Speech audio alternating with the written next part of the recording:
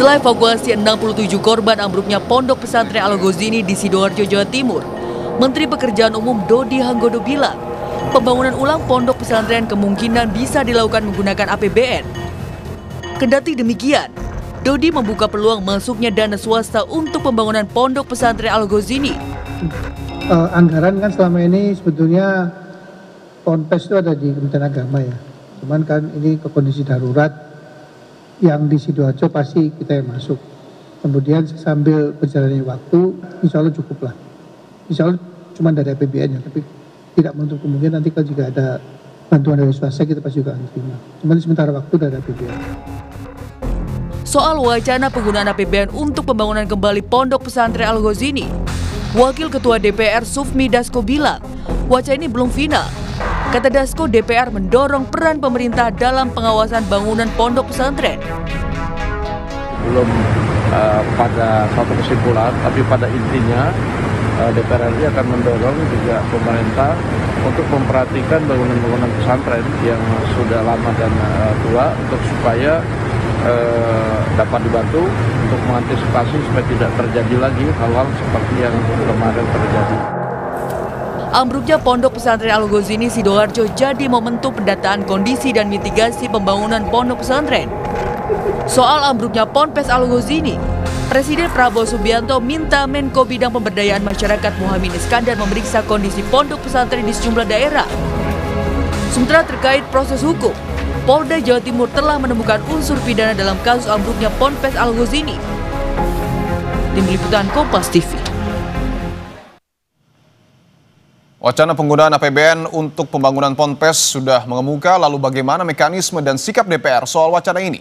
Kita akan bahas bersama Wakil Ketua Komisi 5 DPR RI, Saiful Huda. Mas Huda, selamat petang. Petang, Mas. Siap. Mas Huda, saya ingin tanyakan dulu, bagaimana sikap DPR terkait dengan wacana pembangunan Ponpes Al-Ghazini menggunakan APBN? Ya, secara prinsip kan nggak ada yang dilanggar. Karena selama ini pesantren juga pernah di beberapa kabupaten, provinsi yang lain juga mendapatkan bantuan dari APBN.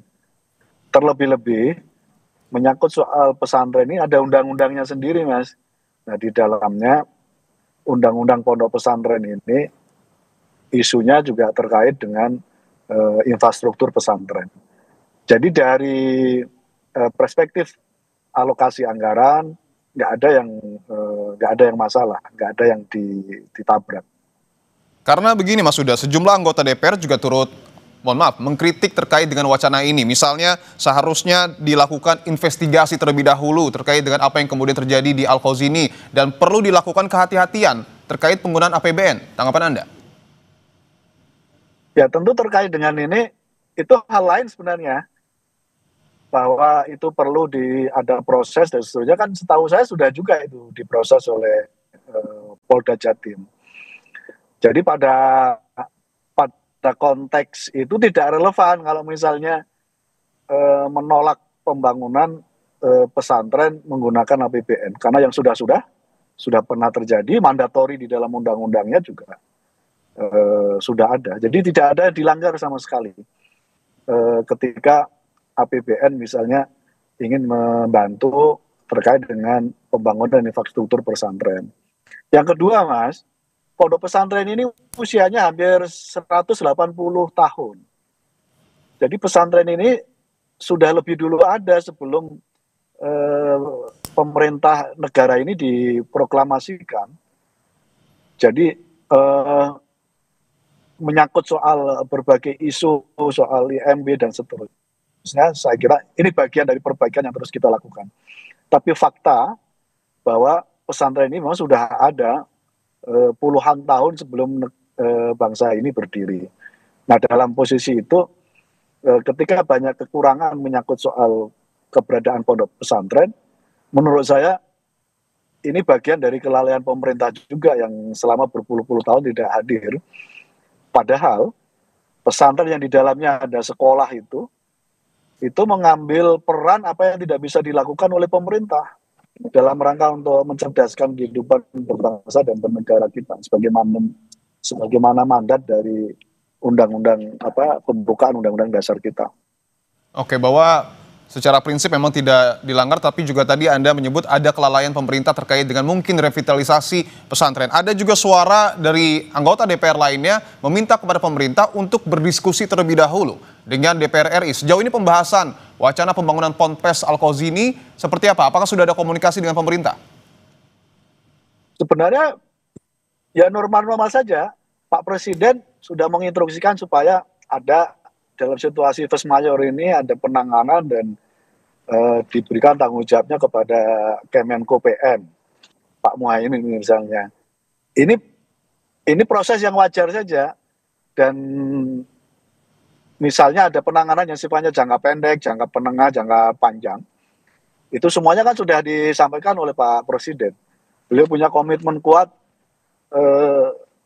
pesantren yang selama ini relatif kehadiran negara tidak maksimal, beliau meminta itu dilakukan mitigasi. Jangka pendek kan diminta untuk mengecek semua bangunan pesantren yang terutama yang tua, yang umurnya sudah lebih dari 180 tahunan. Dan itu kan banyak sekali di kita ini.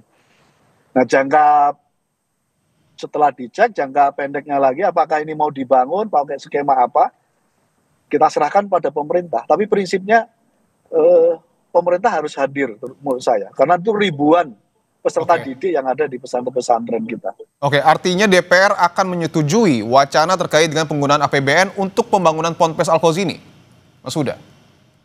Saya kira kalau DPR nggak menyetujui malah salah. Oke. Karena memang undang-undangnya sudah memberikan mandatori untuk APBN. Baik. Bisa dibangun pondok pesantren termasuk sekolah yang ada di dalam pondok pesantren. Baik, kita tunggu